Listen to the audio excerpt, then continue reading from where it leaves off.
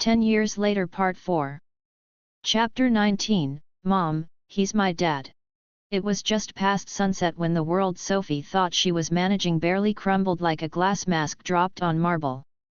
The Cross penthouse was unusually quiet. Too quiet. No piano playing itself. No security murmurs. No clinking of crystal. Just stillness. And Sophie knew from experience stillness in Dimitri's world wasn't peace. It was the inhale before a storm.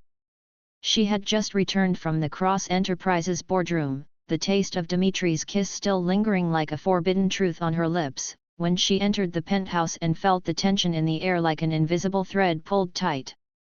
She shrugged off her coat. Leo. No answer.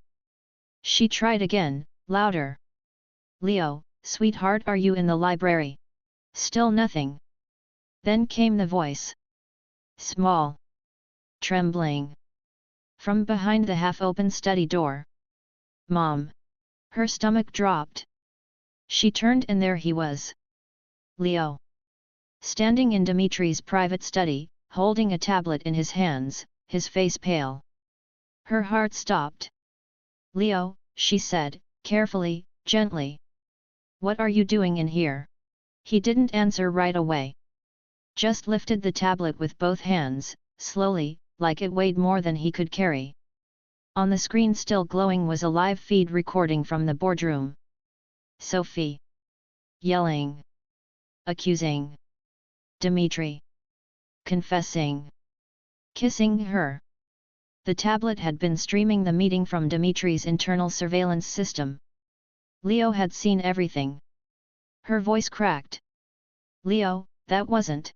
I heard everything, he said, his voice higher than usual. All of it. Sophie moved toward him, one hand outstretched. Baby, just come here, let's talk. He stepped back. I'm not stupid, Mom, he said, his voice breaking. You lied to me. Sophie froze. Tears burned in the corners of her eyes. I didn't mean to. I thought I was protecting you. You told me Dad died. Matthew was your father, she whispered. No, Leo said, shaking his head, voice trembling. He was never my real dad. And then his eyes shifted to the doorway. Dimitri stood there. Framed in the shadows. Unmoving. Quiet. Leo turned, eyes wide, breathing hard. Is it true? He asked. Dimitri's voice was steady. Yes. You're really, my dad. Dimitri nodded. I've always been. And just like that, something in Leo snapped open. He ran. Straight past Sophie. Straight into Dimitri's arms. Sophie reached for him, Leo. But he was already gone. Dimitri caught him mid-leap, one arm around his back, the other around his shoulders, pulling him in tightly as Leo buried his face against his chest. Sophie stood frozen. Watching. Watching as her son, her baby, curled into the arms of the man she had spent years protecting him from. The man she had loved, run from, feared, and somehow still belonged to. She couldn't breathe. I always thought it, Leo whispered into Dimitri's shirt. I felt it. I know, Dimitri said, his voice low, raw. I felt it too. Sophie's vision blurred. This was what she had feared most. Not scandal. Not exposure. But being replaced. And now she watched it happen right in front of her. Her son choosing the man who'd hidden the truth as fiercely as she had. Her son finding home in someone else's arms. She turned away. She couldn't watch anymore. But then Leo's voice. Mom, don't go. She stopped mid-step. Turned. Leo was still clinging to Dimitri, but his face was turned toward her now, streaked with tears. You're still my mom, he said, softly. But, he's my dad. Sophie's throat burned. Her knees weakened. I know, she whispered. And in her chest, something cracked. Not all the way. Not yet.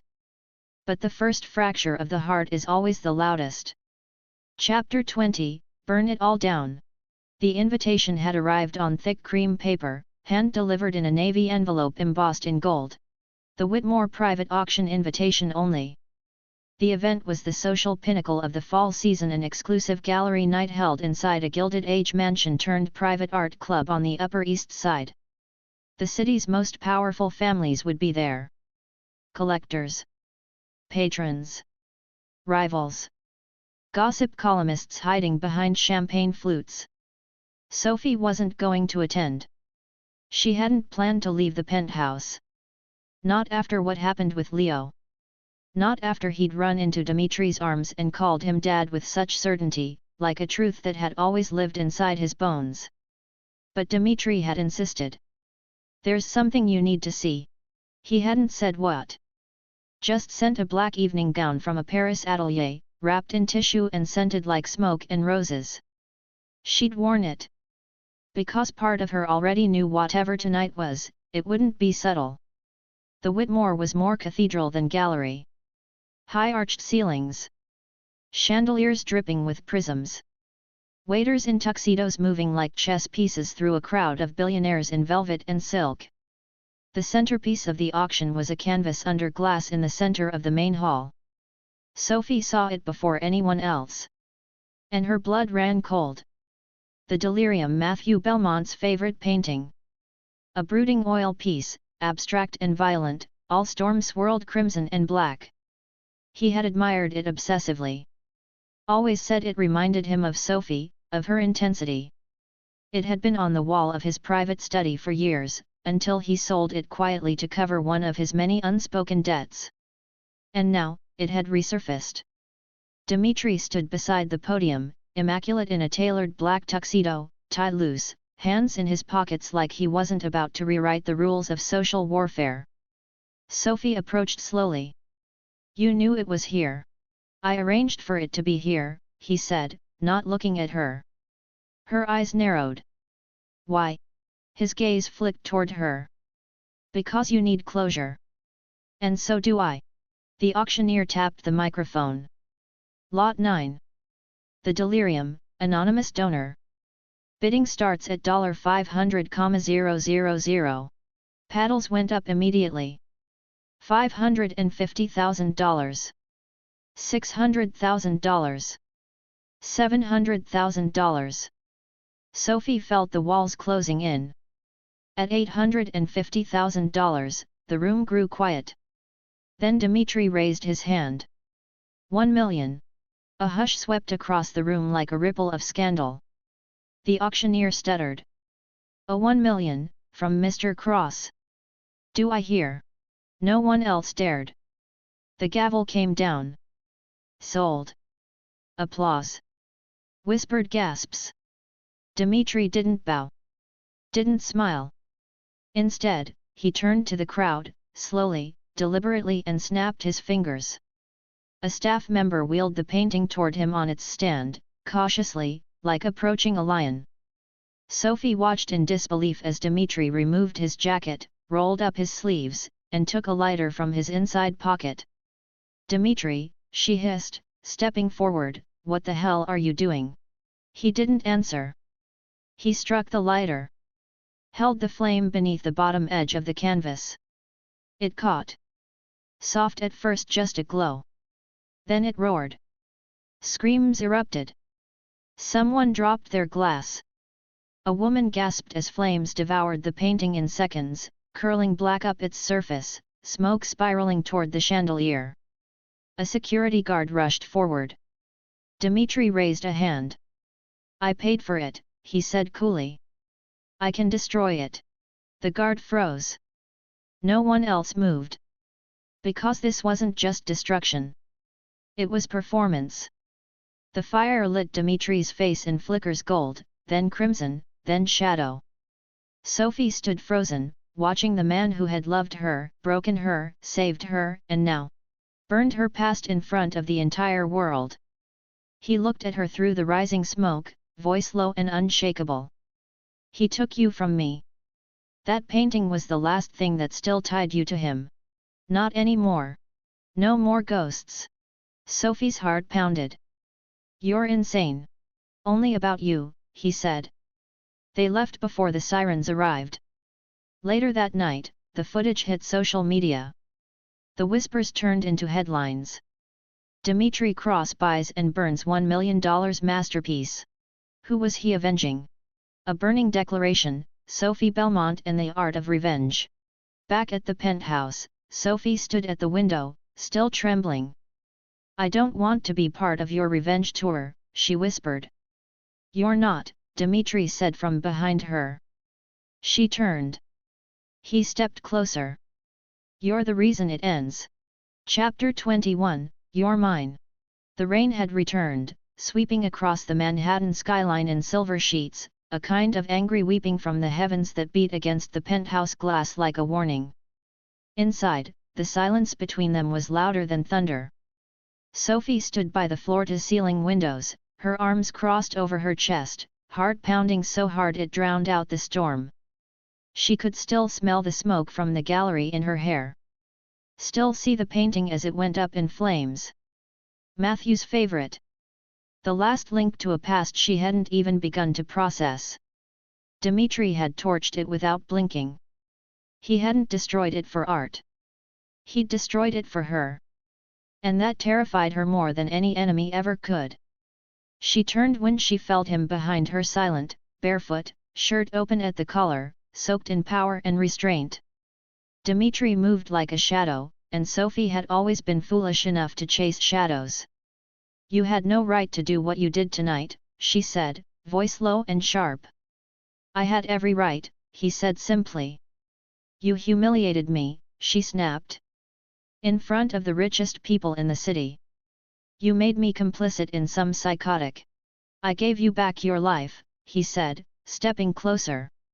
I took what haunted you and burned it to ash. I never asked for that, she said, backing away. But you needed it, he said, following. You don't know how to let go, Sophie. You bury things. You lie to yourself so beautifully, it almost works. But I see through it. I always have. Her voice cracked. Don't pretend you did this for me. You did it for control. For spectacle. I did it because I love you, he said, voice rougher now. I did it because I would set the world on fire if it meant keeping you out of someone else's shadow. She hated how much she wanted to believe that. She hated how his voice still found its way beneath her skin. But most of all, she hated how right he was. The silence thickened. The storm pressed against the glass like it wanted in. And then Dimitri stepped even closer, so close his breath was on her cheek. He leaned in. His mouth hovered near her ear. And he whispered. I let you go once. I won't do it again. The words hit her like a slap. So she gave him one. A real one. Her palm cracked against his cheek, her hand trembling. The sound echoed through the room like a thunderclap. His head snapped to the side. But he didn't flinch. He turned back to face her, eyes lit with something wild and primal. And then she kissed him. Harder. Fiercer. Like fury and grief and lust had collided all at once, and the only thing left was fire. Their mouths crashed together, devouring. His hand went to the back of her neck. Hers to his shirt, ripping the buttons open. She bit his lip. He growled into her mouth. He lifted her like she weighed nothing and slammed her back against the cool glass window, the city lights flickering behind them like they were being watched by every skyscraper in Manhattan. It wasn't soft. It wasn't tender. It was a reckoning. She kissed him like she hated him. He kissed her like he'd owned her soul since the first time she'd walked away. When they finally broke apart, breathless, soaked in sweat and rainlight, she whispered against his lips. You're still dangerous. And he smiled, dark and ruined. So are you. They stood there, forehead to forehead, heart to heart, war to war. No more masks. No more pretending. Only the truth, they were poison to each other. And neither of them cared. Because some people don't fall in love. They collide. Chapter 22, The Proposal. 2 days passed. 2 days since she kissed him like it meant nothing and everything. 2 days since she slapped him, clawed at his collar, and moaned his name into the skyline. 2 days since the gallery firestorm lit up Manhattan's elite like a scandal bomb. And still, Sophie had said nothing. She hadn't answered his calls, hadn't returned his texts. She avoided him inside his own penthouse like a ghost in heels, and every time their eyes met in a hallway, something unspoken burned between them hotter than before, but heavier now. Until the third night. When the invitation came. It wasn't a text or an email or even a note slipped beneath her door. It was Leo, smiling like he was in on something enormous. "Mom," Mr. Dimitri said, "to wear something beautiful," he grinned. "And not to ask questions." Sophie blinked. "Where am I going?" Leo shrugged like a child who'd been bribed with toys and secrets. "It's a surprise." 2 hours later, she stepped out of the elevator and onto the rooftop of the Cross Tower. And what she saw made her breath catch. Roses. Thousands of them. Red and white and blush pink, twisting around archways, curling up steel beams, laid across the ground like velvet snowfall. There were candles glowing in hurricane glass vases, flickering like constellations. A baby grand piano in the corner played itself under a canopy of string lights. And at the center of it all, Dimitri. Waiting. In a black suit, no tie, top button undone. Hair wind-swept, eyes locked on her like he hadn't blinked in hours. Sophie stepped forward slowly, her heels clicking softly against the marble, the night wind lifting the hem of her satin dress. "This is," she trailed off. "You did all this?"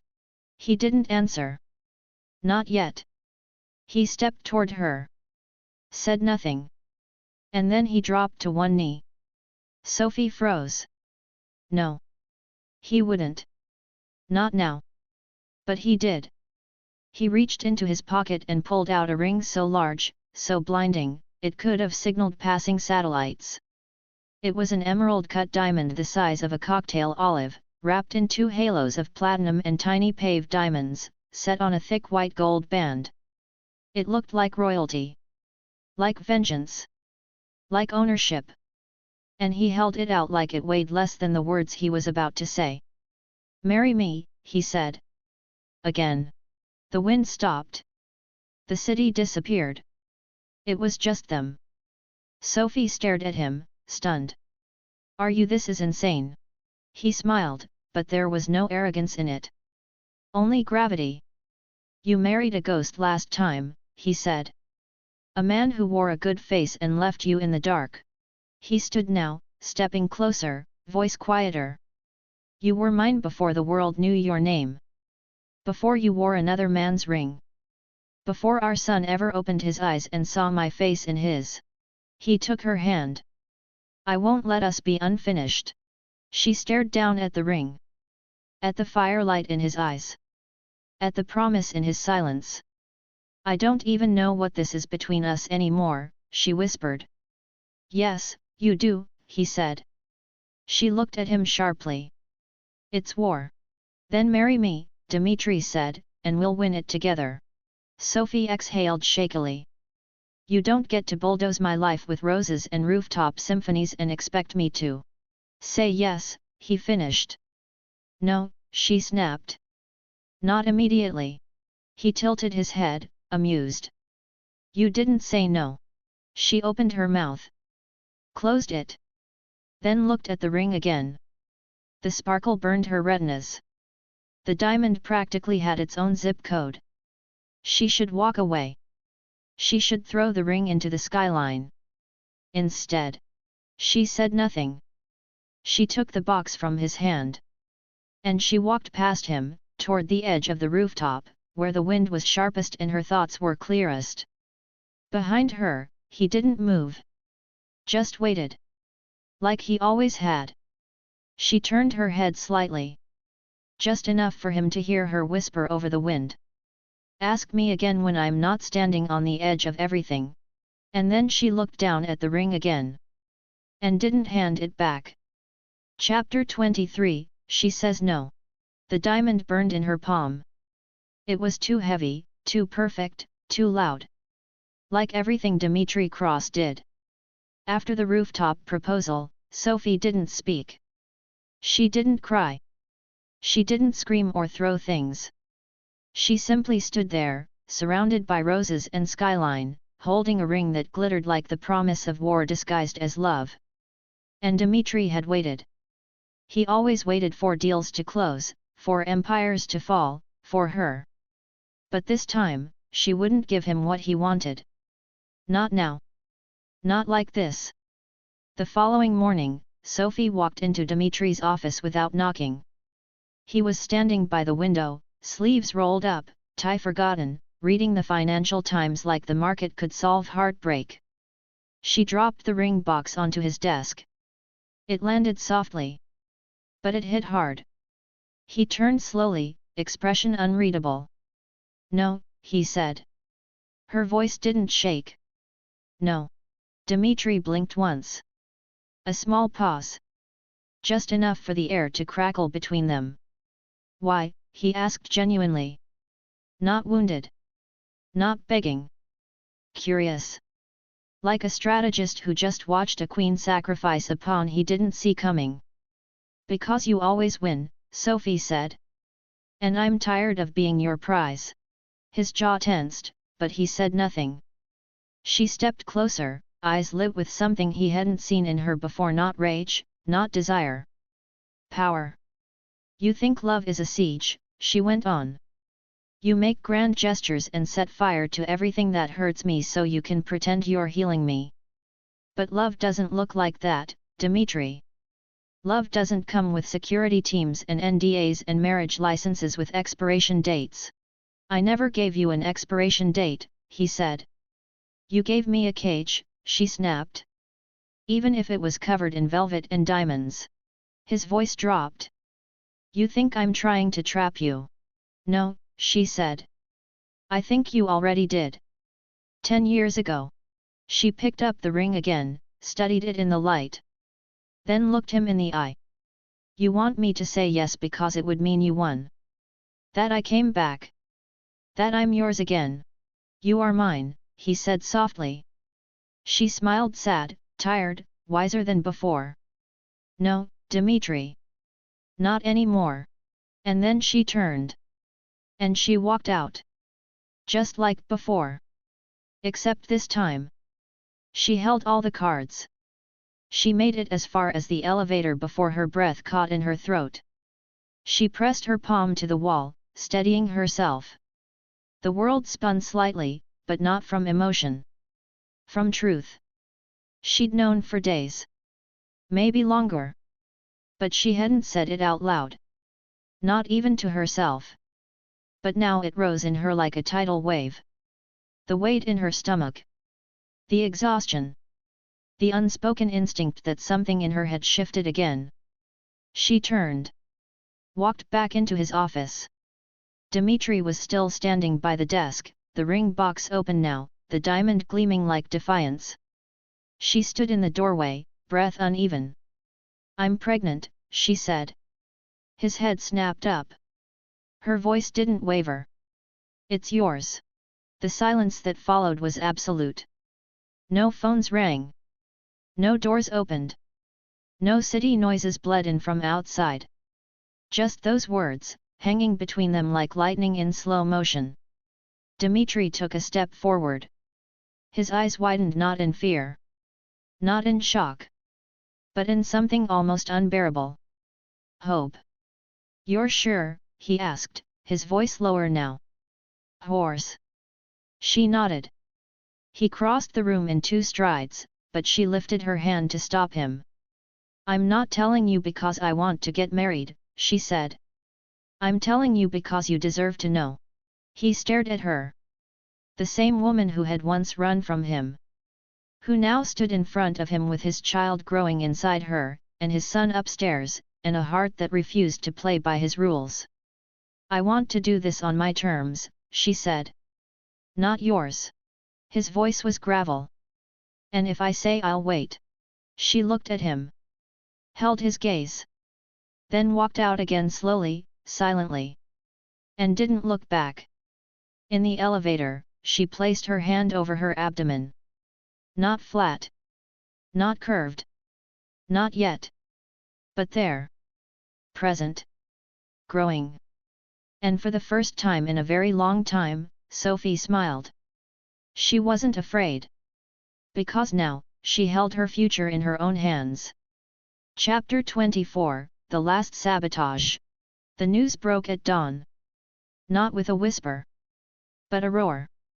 Sophie was awoken not by sunlight, not by Dimitri's hand on her back, but by a buzz that vibrated across the nightstand like a warning. 1 missed call. 14 texts. 3 voicemails. And 1 headline, already going viral. Is Dimitri Cross raising another man's child? Insider leaks reveal Sophie Belmont's secret pregnancy and an explosive question of paternity just days before rumored wedding. Sophie sat up, the silk sheets falling around her waist like water. She stared at the screen, her breath catching. No source. No quote. Just damage. And she knew. She didn't need proof. Didn't need to see the burner number or the private gossip site Cassandra Drake had likely hand-fed. Because this wasn't just scandal. This was sabotage. Downstairs, the Cross penthouse was a war zone of publicists, lawyers, and private security. Phones rang non-stop. Dimitri's PR chief paced in 4-inch Louboutins, shouting orders into her earpiece. Sophie descended the stairs barefoot, robe knotted tightly, eyes sharp. "Where is he?" she asked. No one answered. Too many screens. Too many crises. So she pushed through the chaos and found Dimitri in his glass-walled office, leaning over his desk with the rage of 1,000 storms in his chest. He looked up when she entered. "I didn't do this," she said, before he could speak. He nodded. "I know. You believe me. I'd believe you even if I had a video of you telling another man the baby's name." Her heart cracked at that. "Do we know who leaked it?" Dimitri didn't speak. He turned the screen toward her. A surveillance image. Cassandra Drake. Entering a private elevator at Cross Media HQ. 3 hours before the leak. Sophie's jaw clenched. "She's still trying to destroy us. She's desperate," Dimitri said. "And dangerous. I underestimated how far she'd go." Sophie looked at him. "And now the world thinks I'm carrying Matthew's child." His expression darkened. "They'll be corrected. You can't buy silence on this," she said. "It's too big. Too dirty. And too personal." He stepped toward her. "Then we fight." "No," Sophie whispered. And he froze. Her voice trembled not with fear, but exhaustion. "Not this time. I'm not going to let her drag me into her blood sport. I won't be your scandal anymore." "Sophie," she stepped back. "I need air." He reached for her. But she was already turning. Already walking. Already gone. By afternoon, the press had surrounded the Cross building. Cassandra's leak had done its job. Social media had exploded with hashtags. Hashtag Sophie scandal. Hashtag billionaire baby drama. Hashtag Dimitri or Matthew. No one believed the truth. And Sophie? Vanished. No phone. No card swipes. No driver reports. Just disappeared into the city like a ghost with secrets. Cassandra watched the chaos unfold from a luxury suite at the Langham. A flute of champagne in one hand. Her phone in the other. The newsfeed played like music, talk shows speculating, tabloids spinning, experts debating timelines and trust funds. She smiled to herself. "Checkmate," she whispered. Back at Cross Enterprises, Dimitri stood at the penthouse window, fists clenched behind his back, staring out over a city that now questioned his child, his name, his loyalty.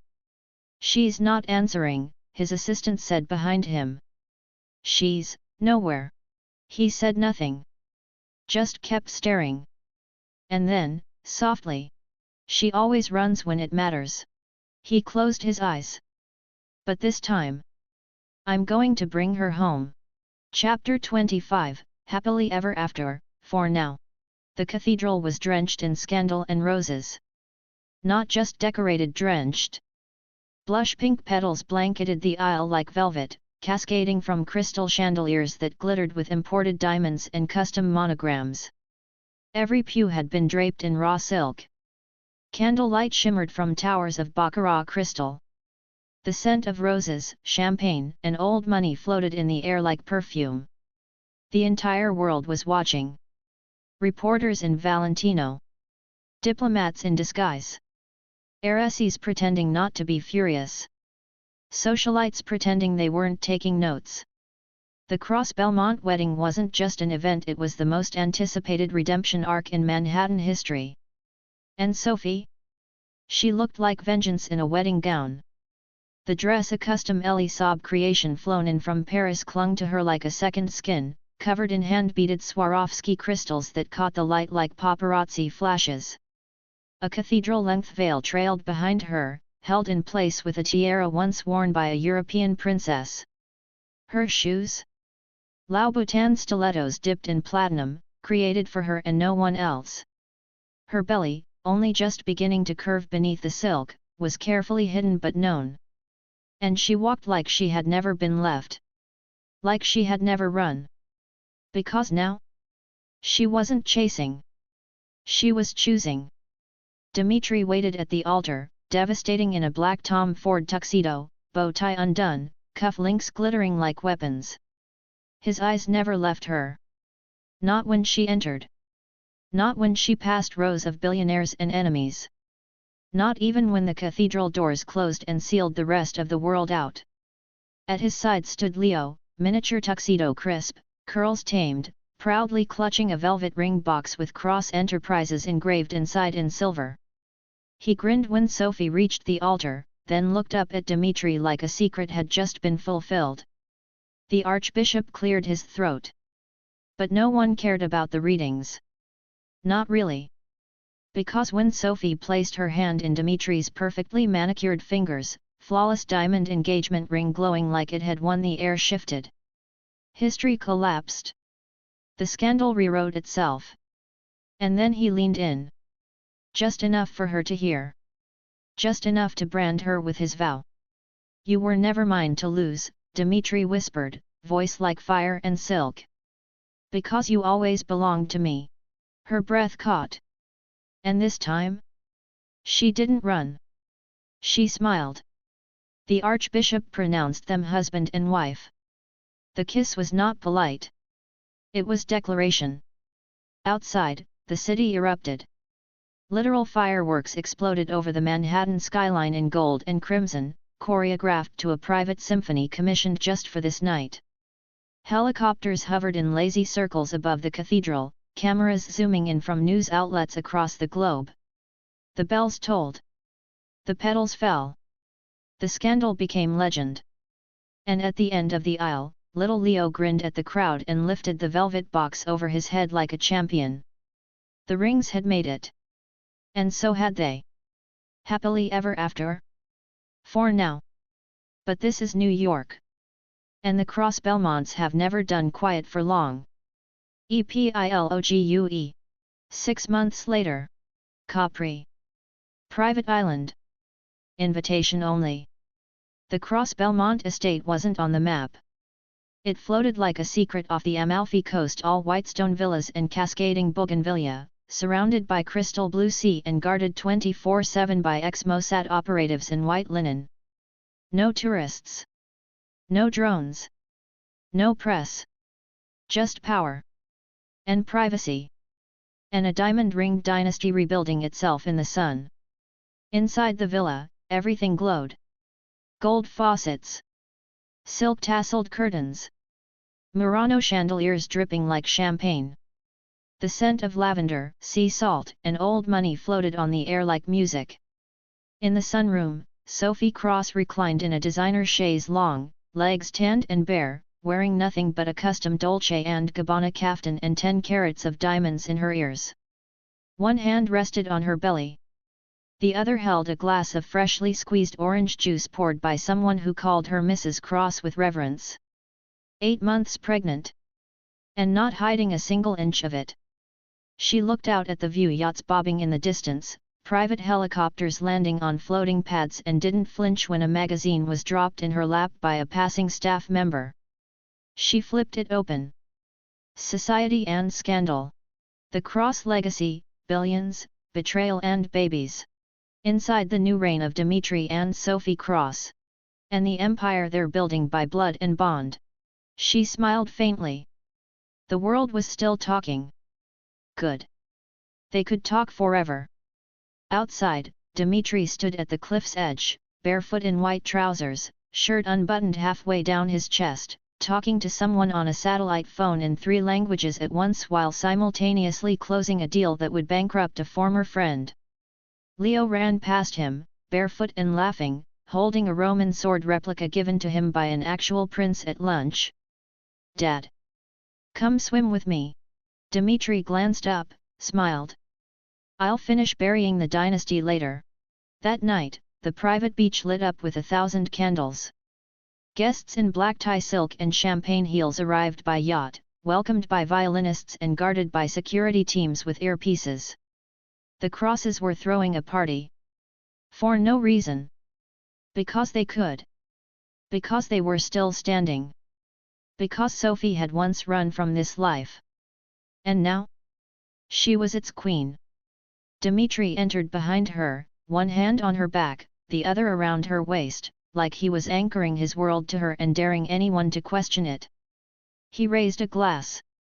Looked out at the gathered faces of politicians, oligarchs, enemies, and allies. To the woman who burned the past, carried the future, and still made it to the party on time. Laughter. Applause. Flashbulbs. Sophie sipped her non-alcoholic champagne, leaned into him, and whispered. You were right. About what? He murmured. I was never yours to lose.